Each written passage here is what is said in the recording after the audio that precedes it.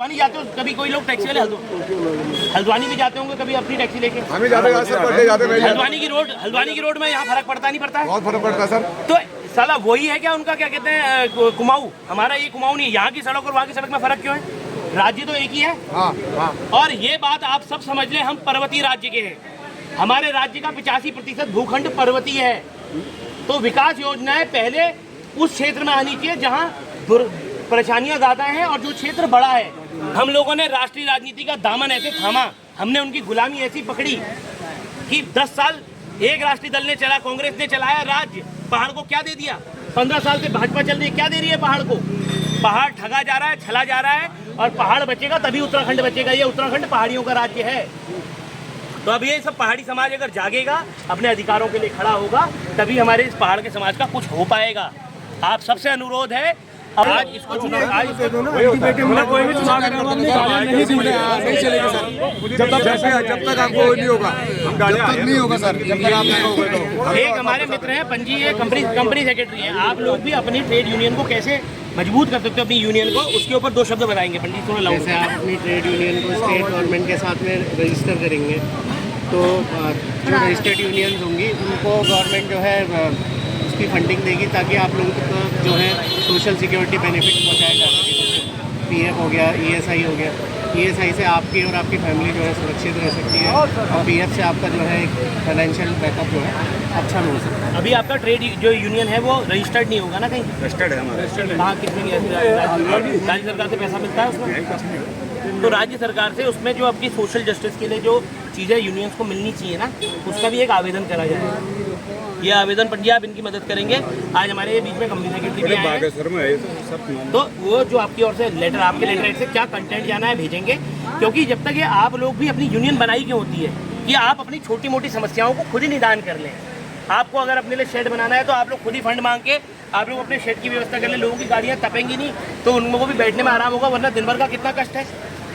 कम उम्र छोड़ना है यहाँ हमारे में। तो ये सारी चीज़ें हैं, इन्हीं चीज़ों के लिए हम आपके बीच आए। हम सारे टैक्सी स्टैंड में जाएंगे और हमारा एक ही जो अभी हमारी चल रही है जाग पहाड़ी जाग जन जागृति यात्रा, जिसमें हम अपने लोगों को एक बता रहे हैं राजधानी गैरसैंण के बारे में। आप लोगों ने नाम सुना है राजधानी गैरसैंण का?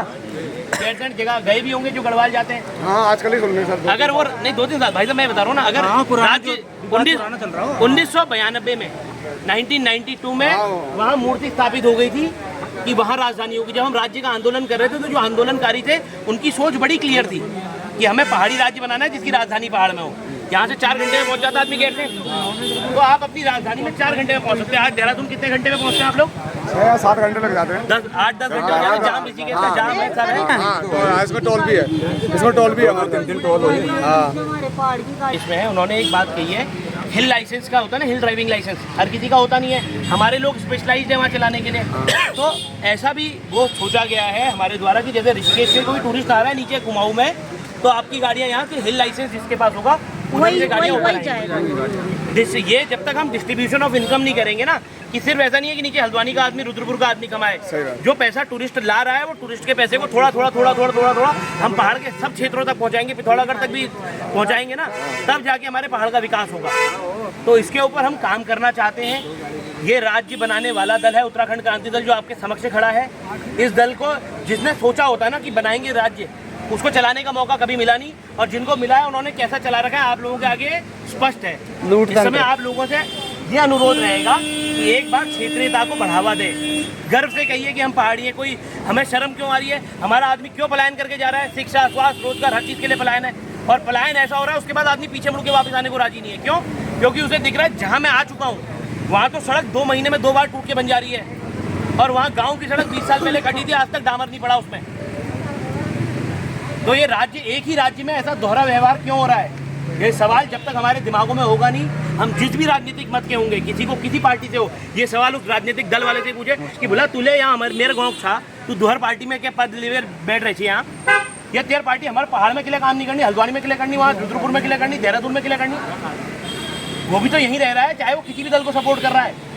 ये आंखें खोलनी पड़ेंगी यहाँ के आदमी को, वरना इसके अलावा जो ये चाहते हैं, जो राष्ट्रीय दल चाहते हैं कि पहाड़ से हर आदमी पलायन कर दे, फिर ये खाली होंगे तो जो गुजरात जो बड़े बड़े कॉर्पोरेट है उन्हें दिए जाएंगे पहाड़, उन पहाड़ों में फिर सब कुछ हो जाएगा।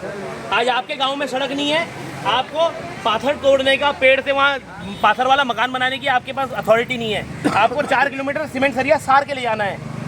लेकिन जिस दिन वहाँ कॉर्पोरेट आएंगे वो जंगल से वहीं पे वुडन हाउसेज भी बनाएंगे और ये सरकार को गवारा होगा। तो इसीलिए हम कह रहे हैं जाग पहाड़ी जाग। अब तो हो गए 25 साल। हल्द्वानी रुद्रपुर ही कुमाऊं नहीं है, देहरादून हरिद्वार ही गढ़वाल नहीं है। जय पहाड़, जय पहाड़, जय पहाड़ी, जय पहाड़, जय पहाड़, जय पहाड़, जय पहाड़ी, जय